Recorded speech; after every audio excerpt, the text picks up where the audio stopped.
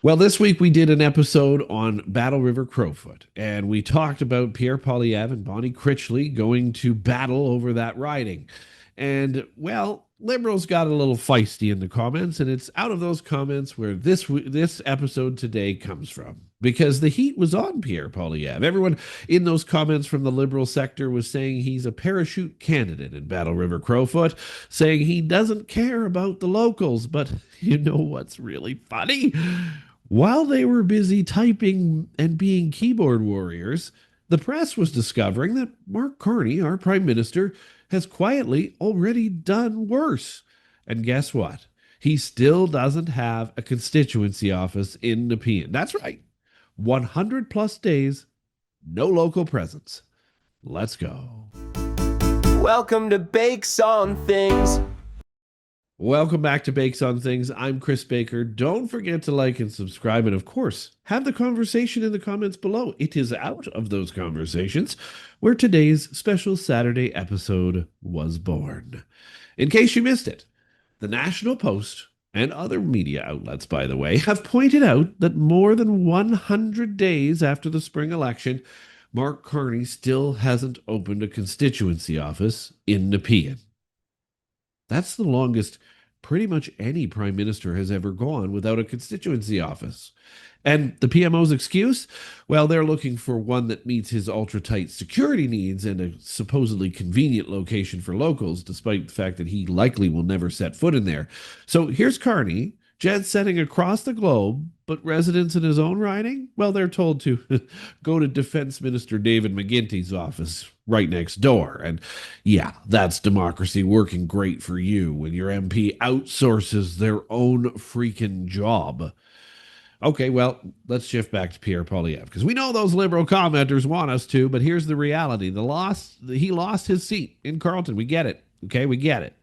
In the election. Guess what? That's not abandoning his riding. That's called democracy. And the riding was redrawn anyway. And then Damien Carrick, a well-respected conservative MP, stepped aside in Battle River Crowfoot specifically to make sure the leader of the opposition could return to the House of Commons and hold Mark Carney accountable. Because right now, he's off willy-nilly, not being held accountable by anyone. That's not some cynical parachute move. It is a strategic necessity to keep our democracy functioning the way it's supposed to. Because whether you love Pierre Poilievre or not, the opposition leader needs a seat in the House. And so, therefore, this is how you do it. Now, Michael Taub, who actually wrote the National Post article, hit the nail on the head in his statement, saying that, of course, globally focused Mark Carney hasn't opened his own local constituency office yet, implying, of course, that Mark Carney doesn't care about local Canada. So let's compare. Poilievre loses Carleton but comes back through Battle River Crowfoot so he can do his job as opposition leader here on Canadian soil, fighting for you, Canadians, including in Battle River Crowfoot, by the way, in Parliament. Meanwhile, Carney, who forced his way into Nepean by muscling out a sitting Liberal MP, becomes Prime Minister and doesn't even bother to set up shop in his own local riding. One is about accountability, the other is just arrogance. He's an MP too, and he needs to recognize that. So let's ask the real question that's burning right here, right now. Is Carney more interested in global headlines than in serving his own constituents? Oh, yes, he is. And 100 days in, Nepean can tell you that. Nepean voters can't even find his office. Now, no one expects the sitting prime minister himself to be sitting at the constituency office answering the phone, but Canadians do expect the office to exist in the first place, to be fully staffed, and to handle their casework on pensions, immigration, veterans affairs and benefits, and everyday government services. That's what being an MP is, and you are still an MP, Mark. Carney hasn't even delivered that bare minimum to his constituents, and you gotta feel bad for the people of Nepean. And here's where it gets even more insulting, because before parachuting into Nepean, Mark Carney actually didn't even live here. Not in Canada at all. He lived in Britain and New York.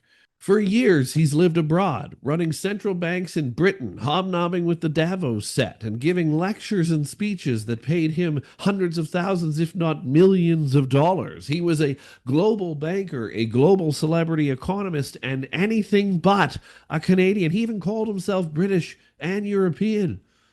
And now he's a member of parliament. When he finally decided to run, he kicked out a loyal Liberal incumbent, been here for years, just to secure a seat. And now, after winning, he can't even open a local office in the area. You've got to ask yourself, does Carney even intend to put down roots here at all in Canada?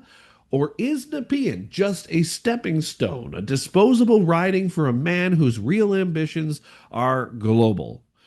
If he loses the next election, do we really think he's sticking around here in Canada? Or will he be back on the first flight to London, New York, wherever he wants to go for his next cushy international job? I think even Liberal voters know the true answer to that one, don't they? Because he's sure as hell not going to stick around as an MP. Now, I know what some Liberals are going to say here. Who cares? He's the Prime Minister. Why does it matter if he has a constituency office at all? Well, let me tell you exactly why it matters. A constituency office is not about photo ops or ribbon cuttings, it's about service. It's where seniors go when their CPP or OAS payments get messed up. It's where veterans go when they need service and battling bureaucracy to access the benefits that they've earned rightfully in their service to us. It's where families turn when their immigration applications are stuck in the system and they need their MP's staff to cut through the red tape. For thousands of Canadians, these offices are absolute lifelines. You can't just not have one. They are the most direct access to federal government help that ordinary people have. And without one, Nepean residents are left completely and utterly abandoned in these situations. They're second class citizens in their own country because their MP, who happens to be the Prime Minister no less, didn't bother to provide the same basic service that every other riding in the country has. To shrug and to say, who cares, is to spit in the face of the very people who depend on these offices most. So I dare you, Liberals, to put that in the comments. You say who cares, you spit in people's faces. So yeah, if you want hypocrisy, look no further than Mark Carney's antics, because Poilievre's critics might cry parachute, but Carney is the real fraud here. Parachuted into Nepean, abandoned the people right away the second he won, and vanished into the global spotlight, hobnobbing with the Ukrainian elite fraudsters. At least Poilievre is back in the house, or will be back in the house, fighting. Carney, he can't even be bothered to get the keys cut for his constituency office and went on a 12-week vacation. And maybe that's the point. Maybe he never really wanted to be in Parliament at all. Don't forget to like, subscribe, comment. What do you think? Does Mark Carney even plan to be here after the next election? And, by the way, does his constituency office ever open? I don't know. We'll see you on Monday.